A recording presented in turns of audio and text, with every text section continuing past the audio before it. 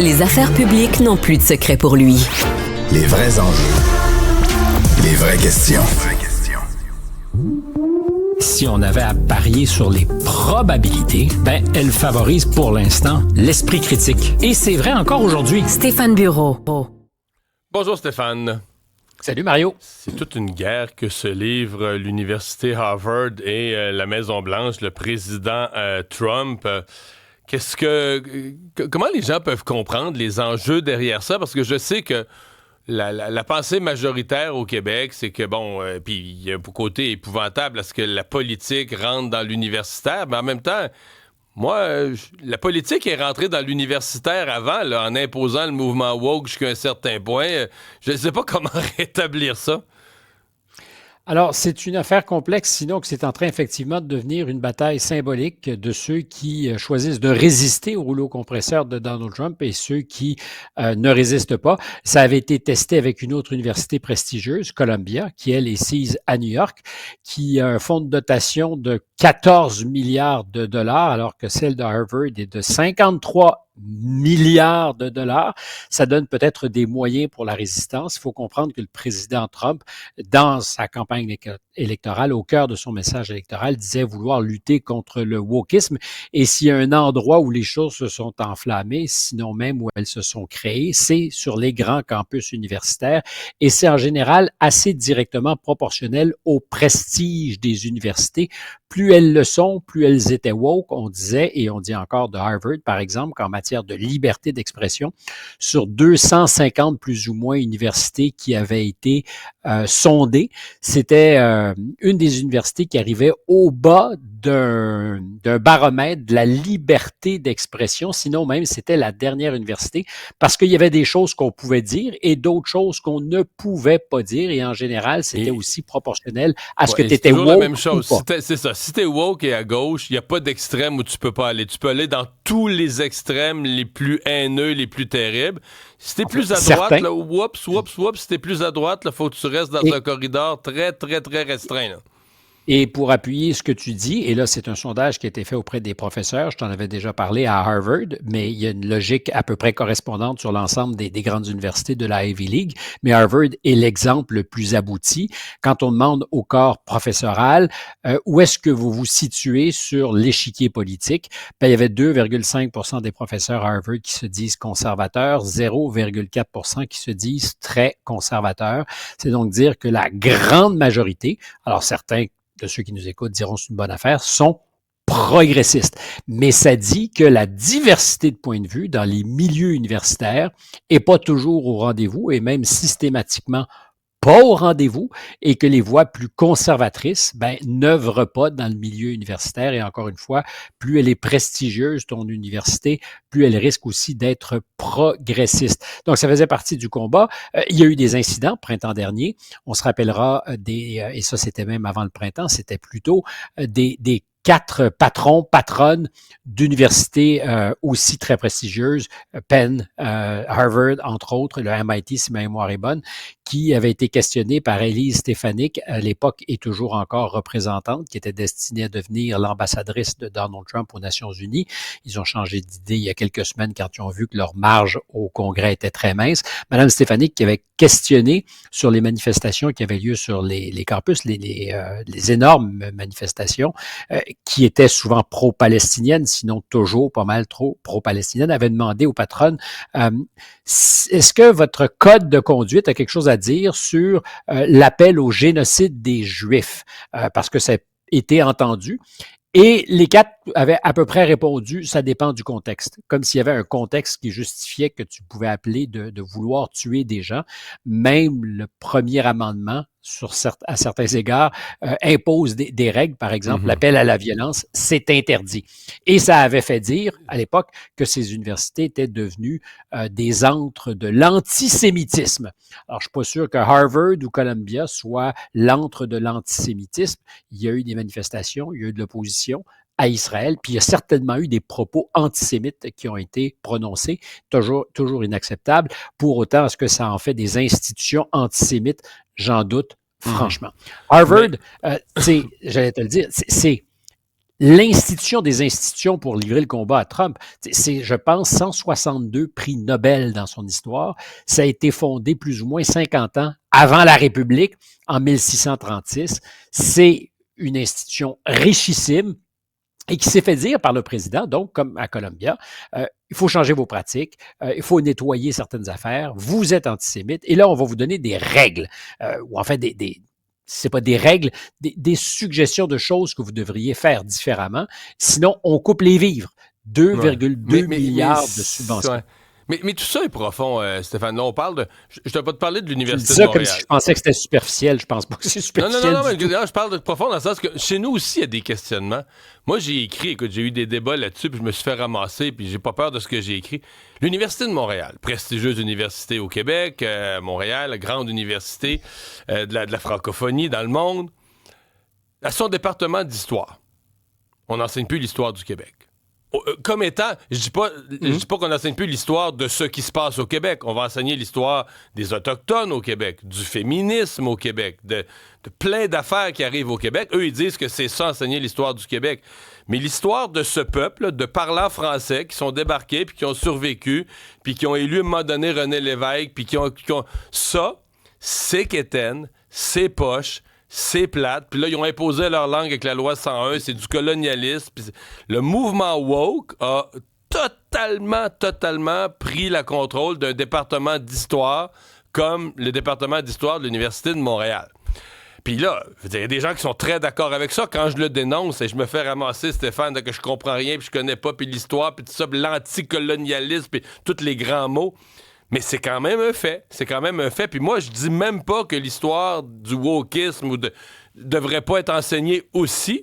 Mais ce que je me rends compte, c'est qu'on interdit, mettons, moi, là, comme francophone, là, dont je sais pas quelle génération a été amenée sur ce continent, était déterminé à perdre sa langue, à perdre son français, puis a survécu, ça ne peut plus être enseigné. Ça doit être tu. Ça doit être caché. Ça me met en tas. Tu sais, je veux dire... Et j'entends ton tas. Non, mais tu comprends que c'est... Quand je dis que c'est profond, c'est ce que je veux dire, c'est qu'un peu partout, les milieux universitaires, là, c'est pour moi, le wokisme, c'est un ouragan. C'est pas juste que ça s'est imposé, ça a pris sa place. Un ouragan, il arrache tout sur son passage. Là, après le passage, il reste rien, là. Il reste plus de bâtiments. Tu comprends?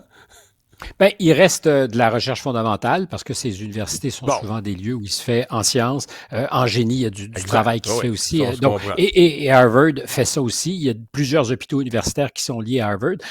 Et si tout ça est parfaitement légitime et même dans certains cas consternant, et je pense que Donald Trump mettait en campagne le doigt sur quelque chose de très sensible et une incompréhension, y compris sur les questions de genre, c'est-à-dire par exemple la possibilité pour des athlètes femmes trans de compétitionner avec d'autres femmes. Il mettait le doigt sur une sensibilité que les démocrates ont absolument refusé de voir et que certaines universités ont refusé de voir. Et là, il prend les grands moyens, y compris en menaçant le statut fiscal de Harvard.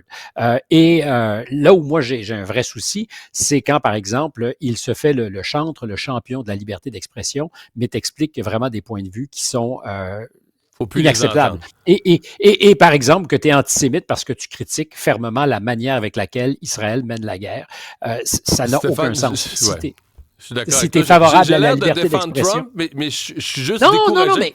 Non, je suis juste découragé parce que je trouve aussi fou ce qu'il fait. Hey, j'ai le communiqué des professeurs d'Université du Canada, Stéphane. Les professeurs d'Université du Canada demandent à leurs membres, aux profs d'université, de ne plus aller dans des colloques aux États-Unis. Et là, on parle de liberté d'expression, de discuter.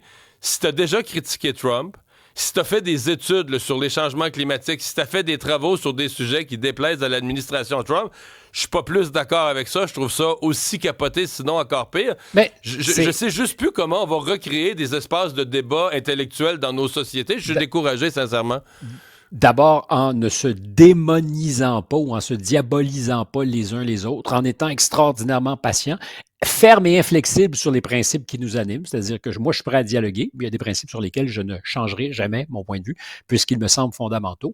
Donc, sur la question que tu amenais toi-même ou les enjeux que tu présentais, je pense aussi qu'il y a eu une folie qui s'est emparée des universités. Il se trouve que j'étais aux États-Unis au début des années 90, je pense te l'avoir raconté il y a quelques semaines, quand on parlait, avant que ça soit à la mode, du sujet des universités. Oui. Et je te disais, j'ai vu avec Denis de Souza, qui est un auteur qui avait écrit Illiberal Education, j'ai vu naître le mouvement et jamais alors, je me rappelle avoir écrit un article sur ça en disant attention, il se passe quelque chose sur les campus universitaires sans jamais prendre la mesure de ce que ça pourrait devenir.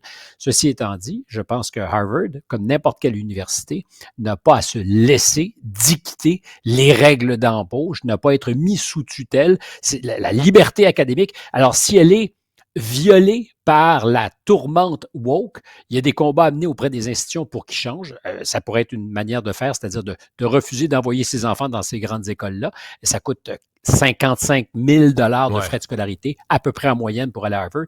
Il y a plein de moyens. Pour ceux qui sont donateurs au fonds de dotation, de dire, un instant, là, vous pouvez quand même pas tout garocher par la fenêtre, sinon on ne donnera plus. Mais que le gouvernement fédéral, qui a son rôle à jouer, tu donnes de l'argent quand tu es gouvernement, tu peux poser des questions. Mais imposer de manière coercitive puis menacer de changer le statut fiscal, c'est un bras de fer redoutable. Et je pense que quand tu capitules là-dessus, même si tu n'aimes pas l'institution, c'est la question du principe, et j'ai des doutes monstrueux, sinon énorme à l'endroit de Harvard et sa manière de faire. Quand tu acceptes de capituler là-dessus, c'est que tu fais sauter les barrages. Et les prochaines étapes, ben c'est ce qui se passe en ce moment. Un Américain qui a été déporté, citoyen, par erreur, le gouvernement qui le reconnaît dans une prison infernale au Salvador et qui refuse de prendre fait et cause pour ce citoyen américain. Alors, soit il était d'abord, premièrement, avant d'être américain, salvadorien. C'est comme s'il y avait deux catégories, un naturalisé, puis le né natif, mais ça n'a aucun sens. Et quand tu laisses aller, ben évidemment, le pire est possible. Je pense que le fond du combat de Donald Trump et de ceux qui l'entourent sur les dérives du wokisme qui devenait impérial, totalitaire, c'est hyper valable. De choisir d'asphyxier une institution parce que tu dis ben, c'est le seul moyen de les faire changer d'avis. Je pense que c'est un risque et c'est un risque qui n'est pas que symbolique, c'est un risque de précédent institutionnel. Et je pense qu'Harvard a raison de se tenir debout, même si je ne partage pas leur sensibilité politique à plein d'égards. Et à commencer par la présidente qui était à la tête des opérations de l'université et qui a été reconnue d'ailleurs comme plagiaire. J'avais pas de sympathie pour elle, mais j'ai une sympathie pour ce que signifie l'institution et dans le combat qu'il mène. Alors je ne dirais jamais le totalitarisme de Donald Trump, je pense pas qu'on en est parfaitement là, mais je pense qu'il y a des tentations, puis c'est pas vrai que pour lutter contre un mal, tu dois faire fi de toutes les règles. C'est le principe de la justice. Quand elle te plaît pas, tu la nies, alors elle n'est pas parfaite, elle peut être politisée, elle l'est souvent. Je pense que Trump, par moment, dans le passé, a fait les frais d'une justice, disons, orientée, où on entendait ceux qui l'instruisaient, la justice, avoir une opinion sur le personnage en amont de ce qu'il allait rendre comme verdict. C'est inacceptable. Mais aujourd'hui, on est aussi dans une circonstance, dans des circonstances où il faut se poser de sérieuses questions. Bon. T'as vu que c'est un sujet qui m'intéressait et me passionnait. Mais t'as raison. Tu parles avec sagesse, ça me réconcilie. Je te remercie. J'espère te réconcilier avec d'autres choses. On devra absolument parler demain parce que c'est de ça dont il s'agit.